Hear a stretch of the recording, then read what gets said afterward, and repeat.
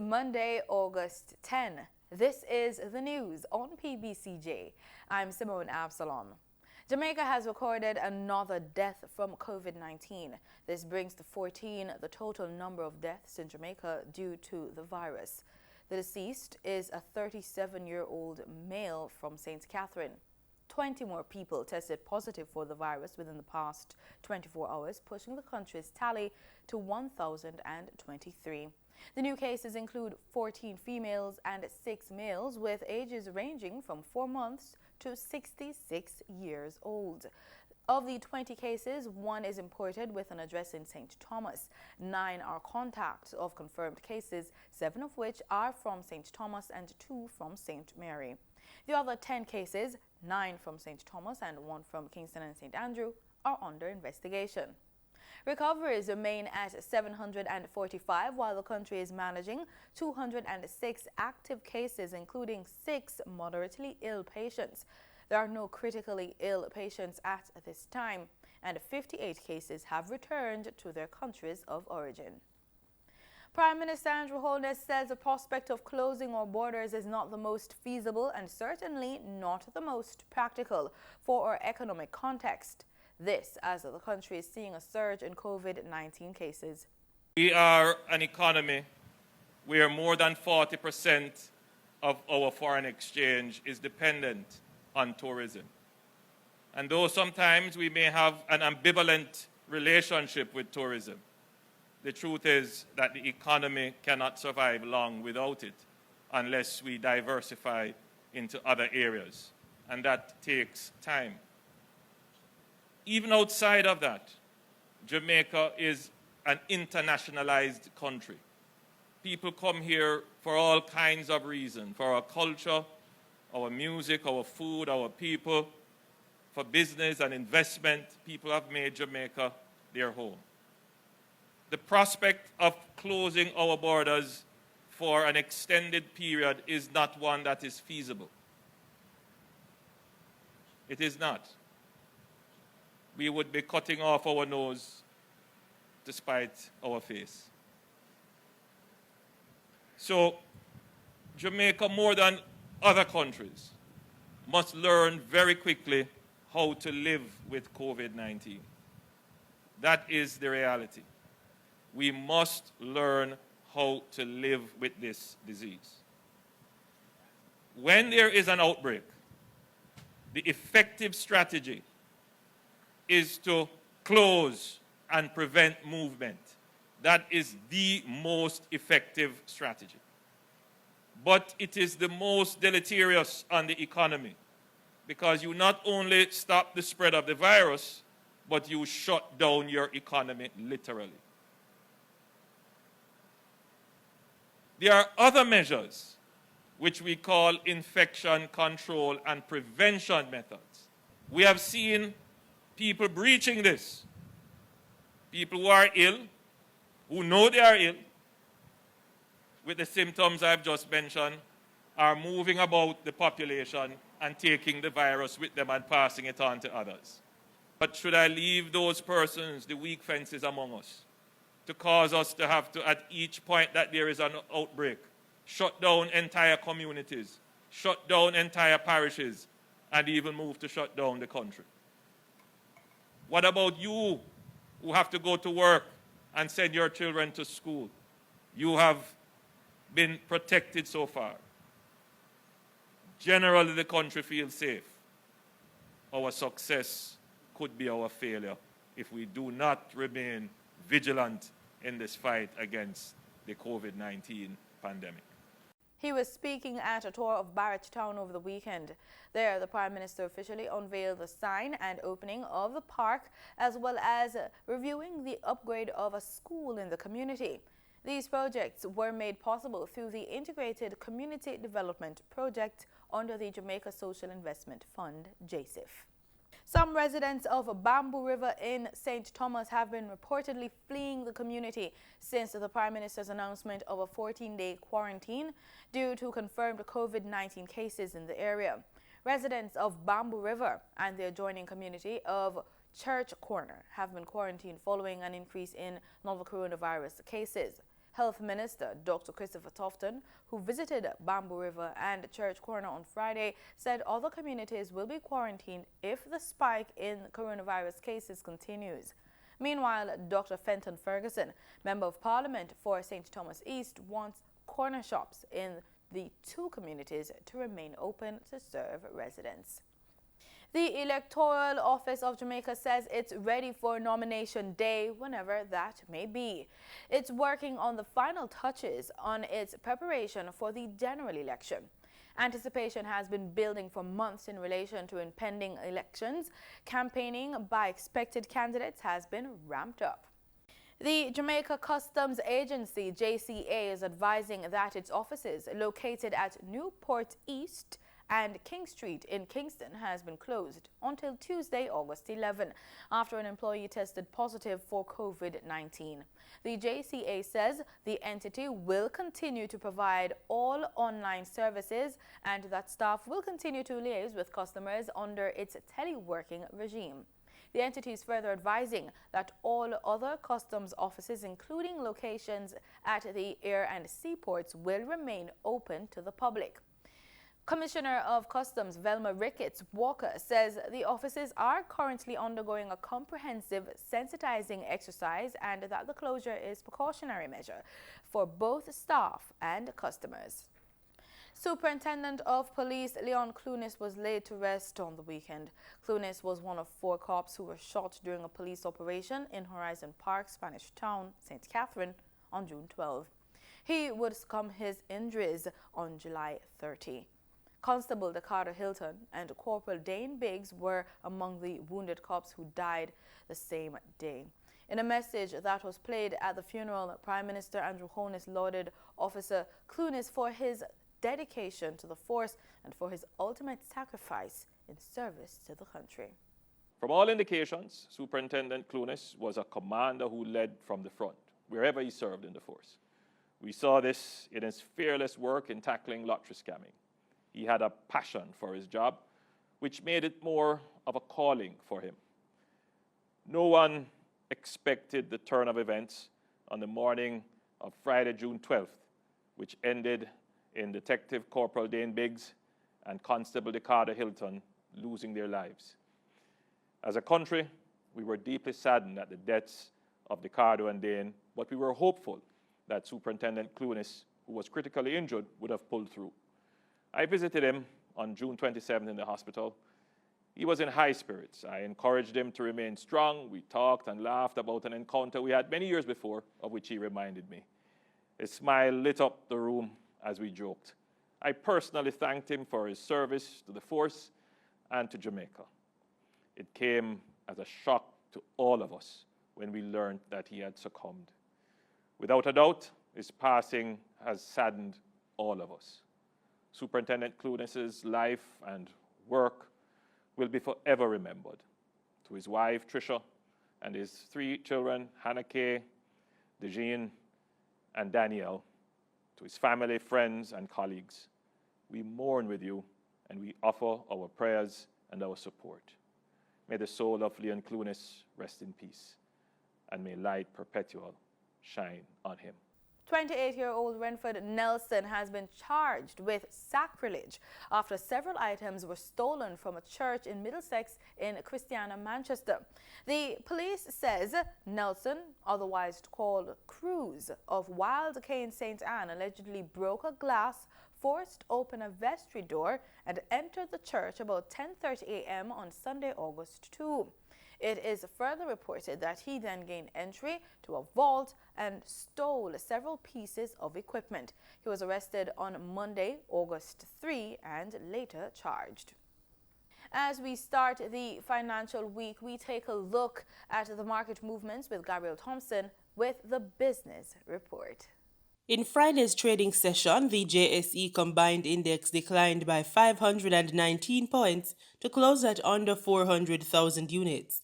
Overall market activity resulted from trading in 81 stocks, of which 41 advanced, 32 declined, and 8 traded firm.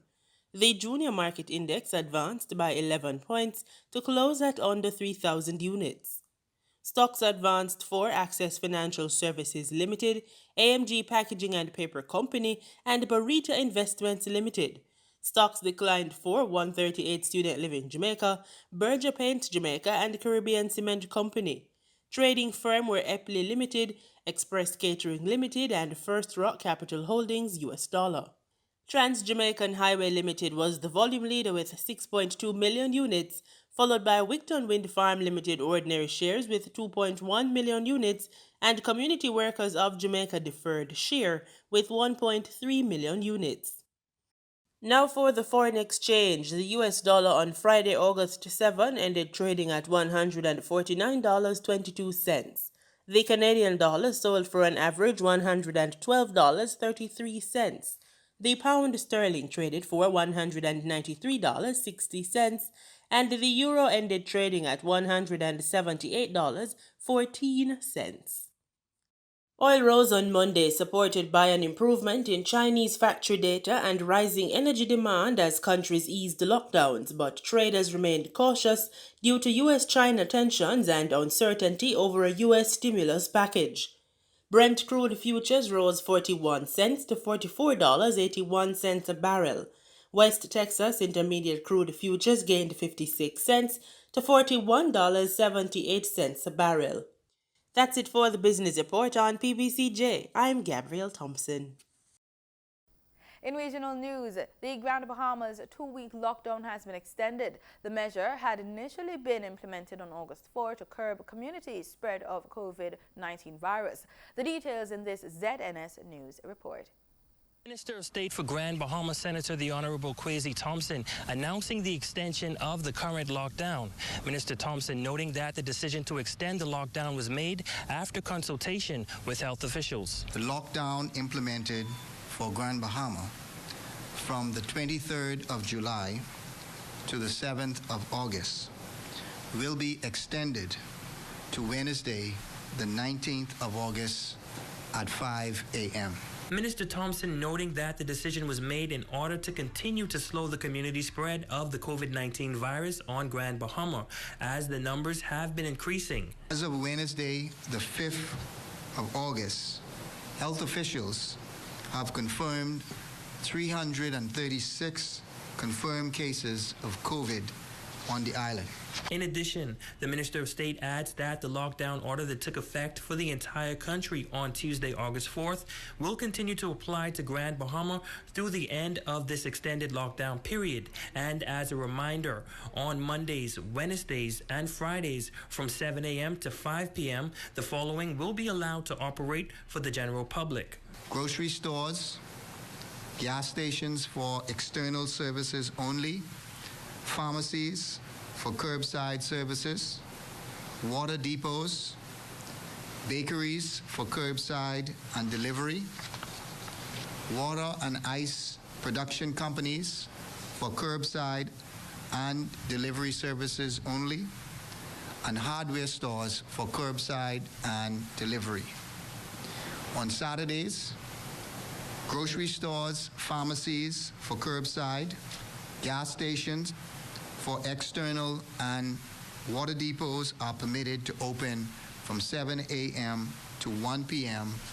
for essential work. Commercial banks will be permitted to provide client face-to-face services on Monday, Wednesday, and Fridays. The Grand Bahama Food Task Force will continue to provide food for those residents in need during the extended lockdown. Now for the complete list of exempted businesses and services, you can access the Emergency COVID-19 Pandemic Lockdown Order 2020 on ops.gov.bs. Information is also available on the Office of the Prime Minister's social media platforms. Senator the Honorable Kwesi Thompson is urging the residents of Grand Bahama and across the entire Bahamas to follow the guidelines that have been put in place for their protection. Today, while it was a day where grocery stores and gas stations are closed, we still see too many vehicles on the streets. Unless you are an essential worker on your way to an exempted business or an exempted organization, You should be at home on Tuesdays and on Thursdays and on the weekends. The Minister of State advising all that we must work together to stop the spread of the virus on Grand Bahama. Ramiko Knowles, ZNS Network News. University of the West Indies Vice-Chancellor Sir Hilary Beckles says that Barbados has an opportunity to lead the world in the fight against systemic racism. He was speaking virtually at the Ermi Bourne Memorial Lecture. We get more in this report from Barbados today. Delivering this year's Bourne Memorial Virtual Lecture, Professor Sir Hilary Beckles said Barbados has a responsibility, duty and honor to lead the world at this time within the context of the global Black Lives Matter movement. Barbados should become the freest society in the world, that every Barbadian should commit to our island becoming the freest island in the world, because it was indeed the place where slavery had consolidated itself. For 300 years, Barbados was the center of racial hatred, racial oppression, racial brutalization of African people. This is what Barbados was known for. We have a duty now to turn this head around, that Barbados should now, and its contribution to the Black Lives Matter movement, commit itself to being the leading society in the world that celebrates freedom for everyone, where every black person in the world would know that Barbados stands with them in democracy and justice and equality and in freedom. We owe it to the world. We Barbadians, we owe it to the world to turn this history around. Residents of Trinidad and Tobago are casting their ballots today, August 10, to elect a new government following a campaign severely hampered by the novel coronavirus pandemic. 1.1 million people are eligible to cast ballots at the estimated 2,200 polling stations. The Elections and Boundaries Commission said it has been working with the Ministry of Health, putting in the protocols to govern election day activities, including the wearing of masks inside the polling station. The main opposition, United National Congress, is going up against the ruling People's National Movement. Boat operators in St. Lucia are accusing authorities of favoritism as the island begins to reopen its tourism market. The operators say they are being sidelined. The prospects looked promising for catamaran operators who had received personal protective equipment from the Ministry of Tourism in keeping with efforts to jump-start operations and get the industry back on course. Now, nearly a month after that delivery, one catamaran operator, CEO of Jono's Tours, Josiah Castang, is leveling allegations of what he claims is unfair treatment. So far, it seems that only one company is working. That's a catamaran company. Every other speedboat company is officially on dry dock or unemployed. So we are currently not working when we were all told that we would be able to get a slice of the pie. Castang alleges that the lion's share of guests is being entertained by only one catamaran operator. The boat operator did not wish to divulge the name of the company that he believes is being fueled by what he calls blatant favoritism.